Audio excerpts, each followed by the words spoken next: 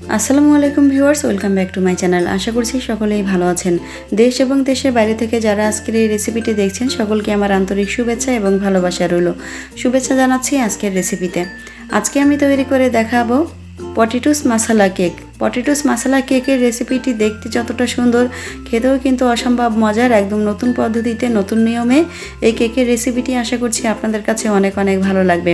উপরটা তো প্রথমে দেখে নিলাম, নিচেরটা দেখুন পটেটো যে দিয়েছিলাম সেটা কিন্তু দেখা যাচ্ছে। আর একটু কেটে দেখাচ্ছি আপনাদেরকে ভেতরটা কেমন হয়েছে, তাহলে কিন্তু আপনারা বুঝতে পারবেন যে কেকটা কতটা সফট, নরম, তুলতুলে হয়েছে এবং খেতেও অসম্ভব মজার হয়েছে। একটি ধারালো ছুরি দ্বারা কেকটি কেটে নিতে হবে, তা না হলে যে ভেতরে পটেটোসটা দেওয়া আছে সেজন্য কিন্তু থেতলে যাবে। সেজন্য একটু ধারালো ছুরি দিয়ে যদি কেকটা কাটা হয় তাহলে কিন্তু দেখতে অনেকটা সুন্দর লাগবে। সেজন্য ধারালো ছুরিটা দিয়ে কেকটা তুলে আমি আপনাদেরকে দেখাচ্ছি। দেখুন কেকটা কত সুন্দর হয়েছে, একদম কিন্তু অরিজিনাল কেকের মতোই, কিন্তু স্বাদটা একটু অন্যরকম হবে যেহেতু এখানে পটেটোস এবং মশলা দেওয়া আছে, সেজন্য একটু স্বাদটা অন্যরকম। তবে কেকটা কিন্তু একদম বরাবরই সফট, নরম, তুলতুলে মিষ্টি কেকের মতো। তো আমি একটু ভেঙে আপনাদেরকে দেখাচ্ছি যে ভেতরটা কেমন হয়েছে। দেখুন কতটা নরম, সফট, তুলতুলে হয়েছে, একটু দেখলেই কিন্তু বোঝা যাচ্ছে। পটেটোস মশলা কেকের এই রেসিপিটি যদি আপনারা ঘরে তৈরি করতে চান তাহলে ভিডিওটি স্কিপ না করে আমার সাথে থেকে ভিডিওটি দেখার জন্য অনুরোধ থাকছে। এখন চলে যাব কেকটি তৈরি করার জন্য। এই জন্য মাঝারি সাইজের 3টি আলু নিয়েছি। এই আলু 3টি ছিলে নেব। আপনারা চাইলে যদি বড় কেকটা তৈরি করতে চান তাহলে আলুর সংখ্যাটা বাড়িয়ে নেবেন, আর যদি মাঝারি সাইজের কেকটা তৈরি করতে চান তাহলে এরকম 3টি মাঝারি সাইজের আলু নিলেই কেকটি তৈরি করতে পারবেন মাঝারি সাইজের। একটি আলু ছিলে তারপর আমি কেটে নিচ্ছি। কিভাবে কেটে নিচ্ছি আপনারা একটু ফলো করুন, তাহলেই বুঝতে পারবেন। এই আলুটা কিন্তু বেশিও মোটা হবে না, আবার বেশিও পাতলা হবে না, মাঝারি সাইজ করে তারপরে কেটে নিতে হবে গোল গোল করে।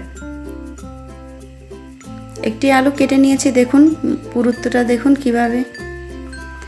একটি আলু কেটে নিয়েছি, দেখুন পুরুত্বটা কিভাবে থাকবে, ঠিক মোটাও না আবার পাতলাও না, এভাবে করে সবগুলো আলুই কেটে নিয়েছি। এই যে দেখুন সবগুলো আলু কেটে নিয়েছি। এখন একটি বাটিতে আলুগুলো তুলে নিব, তারপরে সামান্য পরিমাণ লবণ দিয়ে একটু মাখিয়ে রাখবো। লবণটা সামান্য পরিমাণ বলতে একটু ঠিকঠাকভাবে দিব, যাতে করে আলুটা ভেজে নেওয়ার পরে খাওয়া যায়, সেভাবে আন্দাজ করেই লবণটা দিয়ে দিব। এখন এগুলো আমি বাটিতে তুলে নিচ্ছি, তারপর লবণটা মাখিয়ে নিচ্ছি। দর্শক যারা যারা আমার চ্যানেলে নতুন আছেন আর এখনও যদি চ্যানেলটিকে সাবস্ক্রাইব করে না থাকেন তাহলে অনুরোধ থাকছে চ্যানেলটিকে সাবস্ক্রাইব করে নিয়মিত চ্যানেলের পাশে থাকার জন্য। আর আমার চ্যানেলে কিন্তু বিভিন্ন আইটেমের কেকের রেসিপি দেওয়া আছে, অথবা নতুন নতুন রেসিপি দেওয়া আছে, চাইলে কিন্তু সেই রেসিপিগুলো আপনারা দেখে নিতে পারেন। আশা করছি আমার চ্যানেলের নতুন নতুন রেসিপিগুলো আপনাদের কাছে অনেক অনেক ভালো লাগবে। এরপরে একটি প্যানের ভেতরে পর্যাপ্ত পরিমাণ তেল দিয়ে দিলাম। তেলের ভেতরে আলুগুলো দিয়ে দিলাম, আর তেলটা এমনভাবে নেবেন যাতে করে আলুটা ভাজা যায়, সেই আন্দাজ করেই তেলটা দিয়ে দিবেন। আলুগুলো যখন এক সাইড ভাজা হয়ে যাবে তখন উল্টে অপর সাইডটাও ভেজে নেব। এভাবে করে সবগুলো আলুই ভেজে নেব। যখন ভাজা হয়ে যাবে তখন আলুগুলো তুলে নেব।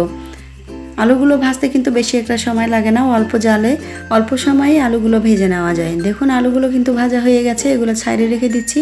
এরপরে 2টি ডিম নিয়ে নিচ্ছি। কুসুম কিন্তু এখানে 3টা দেখা যাচ্ছে, যেহেতু একটি জমজ ডিম ছিল সেই জন্য 3টি কুসুম দেখা যাচ্ছে। তো আমি এখানে 2টি ডিমই নিয়েছি। এই ডিম 2টির ভেতরে দিয়ে দিচ্ছি হাফ কাপ পরিমাণ চিনি। চিনিটা কিন্তু আপনাদের উপর ডিপেন্ড করবে, আপনারা যেভাবে মিষ্টিটা খেতে পছন্দ করেন ঠিক সেভাবে করেই চিনিটা দিয়ে দিবেন। চিনিটা দেওয়ার পরে একটি ইলেকট্রিক বিটার দ্বারা বিট করে নিব, যতক্ষণ না এটা সুন্দরভাবে একটা ক্রিম ভাব চলে আসছে।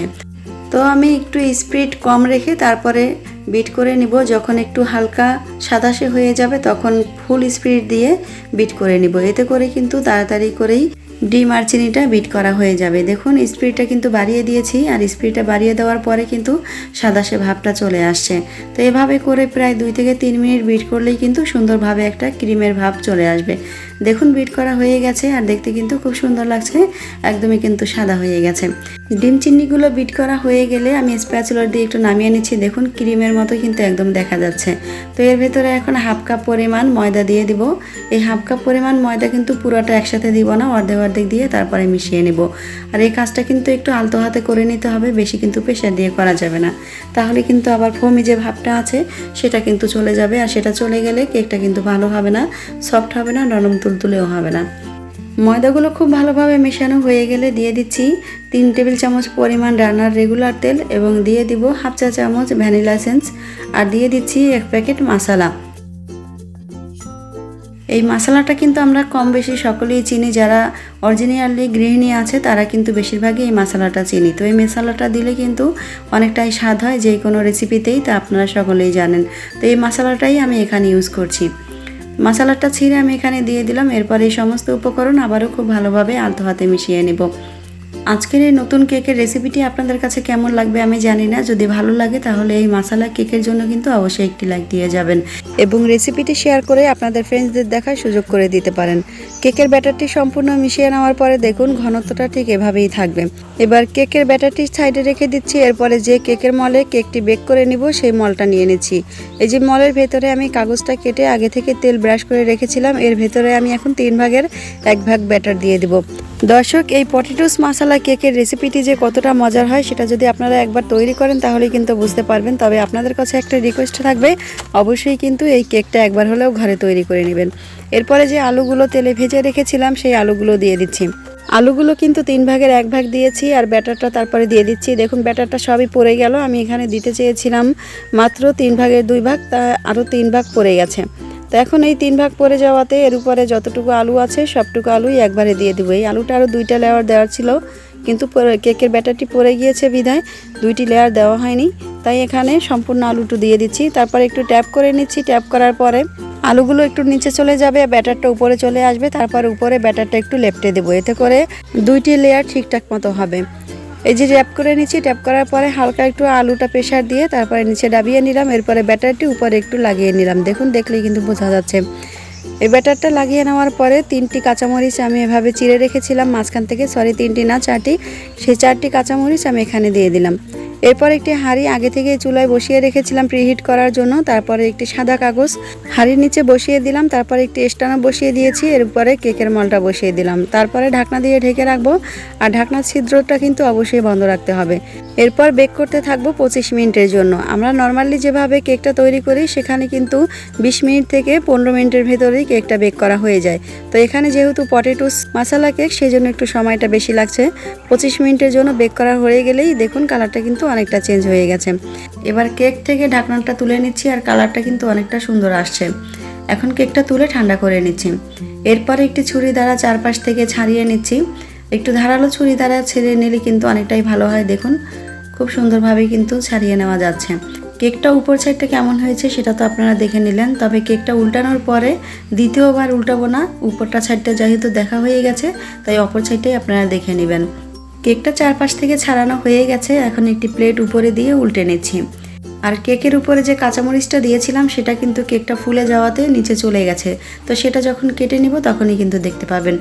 দেখুন উপর থেকে বাটিটা সরিয়ে নেওয়ার পরে কেকটা কিন্তু দেখা যাচ্ছে যে আলুটা আমি দিয়েছিলাম নিচে একটি লেয়ার, সেই লেয়ারটা কিন্তু একদম নিচে চলে আসছে। দেখতে কিন্তু খুবই সুন্দর লাগছে। তো কেকটা আর উল্টাবো না, এখন একটি ছুরি দ্বারা কেকটি কেটে আপনাদেরকে দেখাচ্ছি ভেতরটা কেমন হয়েছে।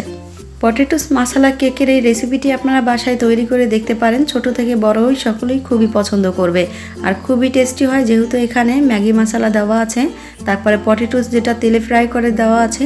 তো সব মিলিয়ে কেকটা কিন্তু অসাধারণ লাগবে খেতে। তো আপনারা বাসায় যদি ট্রাই করেন তাহলে কিন্তু বুঝতে পারবেন। কেকটা কেটে নিয়েছি, এখন তুলে আপনাদেরকে দেখাচ্ছি কেকটা কতটা নরম তুলতুলে এবং সফট হয়েছে।